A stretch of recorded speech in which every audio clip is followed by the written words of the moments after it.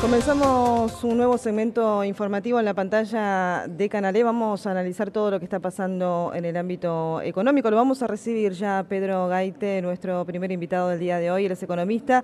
Vamos a hablar con Pedro sobre dólar y las reservas. ¿Cuáles son las estrategias que va a llevar adelante el Banco Central para incrementar justamente el stock en medio de esta flotación cambiaria? ¿Cómo estás, Pedro? Bienvenido. Gracias por sumarte. Hola, buenas tardes, gracias a ustedes. Gracias por estar del otro lado. Bueno, Bueno, ¿qué estás viendo? Contanos un poco sobre el comienzo de esta nueva fase, ¿no? Bueno, ya se llevó adelante este acuerdo con el fondo, faltan algunos desembolsos todavía, pero bueno, hay un gran interrogante que son las reservas del Banco Central. ¿Cómo lo estás viendo vos? sí, tengo esa misma duda. Creo que es Ujú. la gran duda que tenemos todos y que se hace el mercado.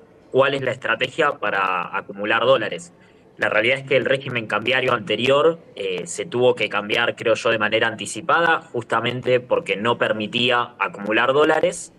Y hoy, con este nuevo régimen cambiario, que a priori parecía que sí iba a permitir acumular dólares, porque al dejar flotar el tipo de cambio o al haber eliminado ese crawling peg y en particular el blend de exportación, que era esa 20% que los exportadores te liquidaban en los mercados financieros, parecía que el Banco Central iba a estar en mejores condiciones para empezar a acumular dólares. El problema es que el Banco Central no está comprando dólares y Claro. por lo que dijo, solo va a comprar si el tipo de cambio toca el piso de las bandas, lo cual no está para nada garantizado que suceda. Diría yo, es bastante difícil que llegue a ese piso de la banda y se sostenga en ese Ujú. valor. Entonces, mientras el Banco Central no compre dólares en el mercado cambiario, la realidad es que la única forma de acumular reservas es con deuda, y es un poco a lo que viene aspirando el gobierno con, ni hablar, el endeudamiento del fondo, pero también con créditos de organismos internacionales, ahora un nuevo repo. Claro. El problema es que hay que acumular reservas de manera genuina, porque Ujú. todos los dólares que entran por deuda en algún momento se tienen que ir, y cuando uno mira la cuenta de, incluso en el corto plazo, lo que queda de este año, los vencimientos de deuda son mayores que lo que tiene por ahora pautado el gobierno en términos de desembolsos con el propio fondo y con otros organismos internacionales. Hay vencimientos por unos 10.500 millones de dólares y tiene previsto que haya desembolsos por unos 7.500 millones de dólares. Entonces, por ese lado, la cuenta da negativa y los dólares que están ingresando, que son básicamente los de la cosecha gruesa, más ahora este nuevo blanqueo que está impulsando. El problema, si no compra dólares el Banco Central, es que van a servir para apreciar el peso, es decir, en esta estrategia que tiene el gobierno de que el dólar baje priorizando la baja de la inflación. Esta es la gran cuestión, porque uno se pregunta por qué no está comprando dólares y la realidad es que está haciendo lo mismo que hacía con el régimen cambiario anterior, que básicamente usar el tipo de cambio como ancla nominal Ujú. para bajar la inflación. El problema es que si no se acumulan dólares, eso se vuelve insostenible, así como se volvió insostenible el régimen anterior, aún con el blanqueo, con el fondo y demás. Este régimen, si el Banco Central no compra dólares, va a terminar pasando lo mismo. Ujú. ¿Cuál crees que va a ser el próximo paso? Y bueno, y nombraste también esta remonetización que quiere hacer el gobierno de la economía, ¿no? Este llamado a las personas a que puedan sacar esos dólares que tienen atesorados debajo del colchón, por llamarlo de alguna manera. ¿Crees que esto también es un manotazo de ahogado, algo que el gobierno, una No sé medida si que lo utiliza llamaría. para acumular reservas? La cuestión es esta, mientras el Banco Central se atenga a esta regla de que solo compra en el piso de la banda, Ujú. los dólares que entren, ya sean los del agro, los de este nuevo blanqueo, etcétera, no van a servir para acumular dólares, sino que lo que van a hacer es que baje el dólar.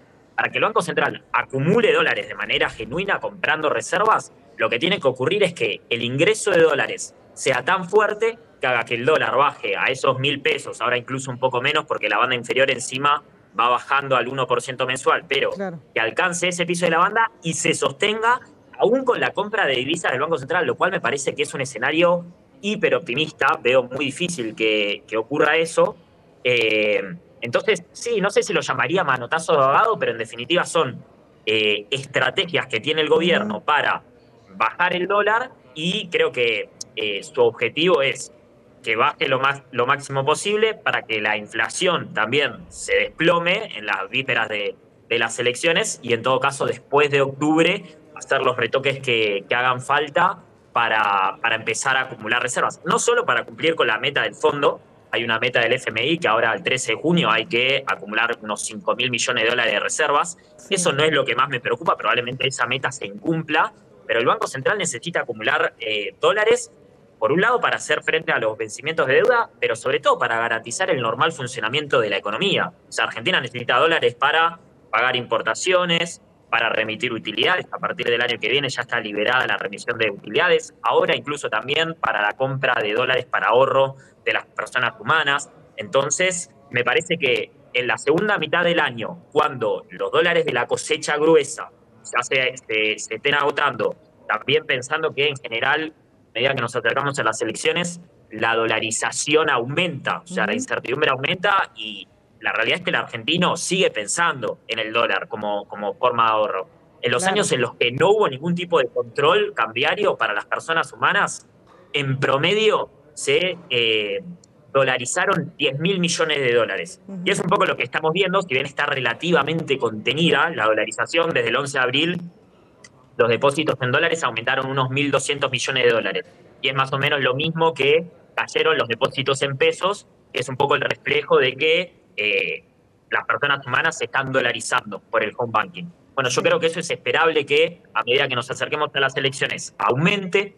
También es probable que aumente la demanda de importaciones. Hoy las importaciones están relativamente contenidas porque el nivel de actividad sigue siendo bajo en Bueno, hoy términos bajó históricos. aranceles, ¿no? La industria. Bajó aranceles a productos, bueno, a los celulares, productos Exactamente, electrónicos el y, gobierno claro, viene eh, bajando aranceles, ujú.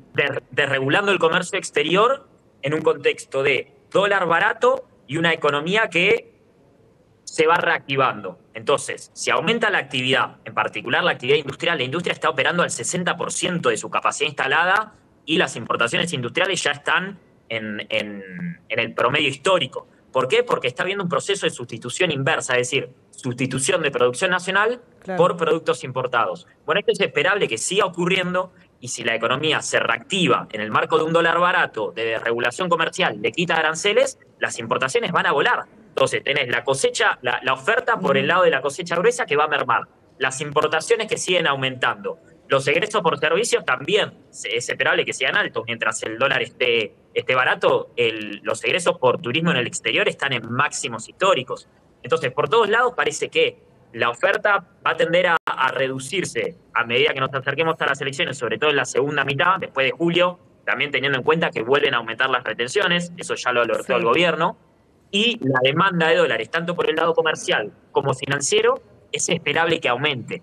Entonces, lo que a mí me preocupa es que el gobierno, en vez de usar este momento en el cual la estacionalidad es favorable, porque las exportaciones agropecuarias son relativamente altas en este momento del año, para acumular dólares, reducir la volatilidad cambiaria, en todo caso, si hace falta vender esos dólares en el momento en el que la demanda aumente para evitar un salto cambiario más importante, está usando esos dólares, ese momento favorable en términos de exportaciones agropecuarias, para apreciar el tipo de cambio con esta idea de bajar rápido la inflación, pero que, de nuevo, es insostenible. Si las reservas se te van yendo por el pago de deuda, la demanda de dólares va a aumentar en la segunda mitad del año, bueno, me parece que ese salto cambiario va a ser muy, muy difícil de eludir y cuanto más apreciado esté el tipo de cambio y menos dólares tenga el Banco Central en sus reservas, peor va a ser. Y bueno, ¿y qué también va a pasar con la economía real, ¿no? Porque se dieron a conocer también los datos de los salarios que en marzo volvieron a perder contra la inflación y muchos analistas también ponen el foco en esto, ¿no? Que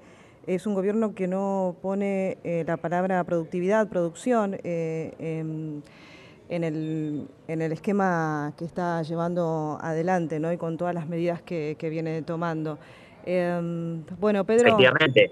De hecho, los salarios, te agrego algo, está usando también los salarios como parte de este ancla nominal, Claro, también como estrategia inflacionaria. Bueno, ahora el caso de la paritaria de comercio fue sí, bastante, estuvo en agenda porque fue muy llamativo, claro. pero también, y me gusta lo que marcás porque creo que a Argentina se debe una discusión incluso en esto que estamos charlando, del tipo de cambio, de equilibrio en relación a su perfil de inserción internacional y demás, Ujú. en términos de una estrategia de crecimiento y desarrollo de largo plazo. Y ahí también me preocupa la apreciación. O sea, no es solo una cuestión de esto es sostenible en el corto plazo, tenemos los dólares para mantener este tipo de cambio, sino cuál es el tipo de cambio que necesita la Argentina para poder competir. Claro. Obviamente no es lo mismo el tipo de cambio que necesita el agro que el que necesita la industria, y lo que se está viendo en particular en la industria es un proceso de penetración importadora y sustitución inversa, que es lo que Ujú. decía recién, muy marcado. O sea, los momentos en los que hubo dólar barato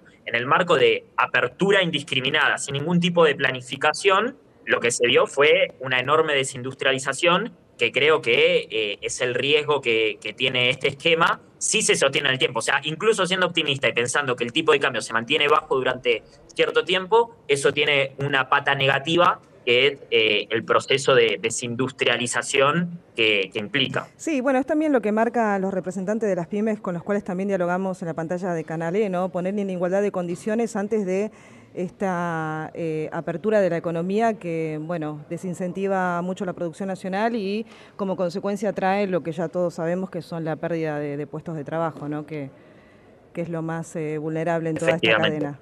Pedro, muchísimas gracias. efectivamente. Bueno, gracias a ustedes.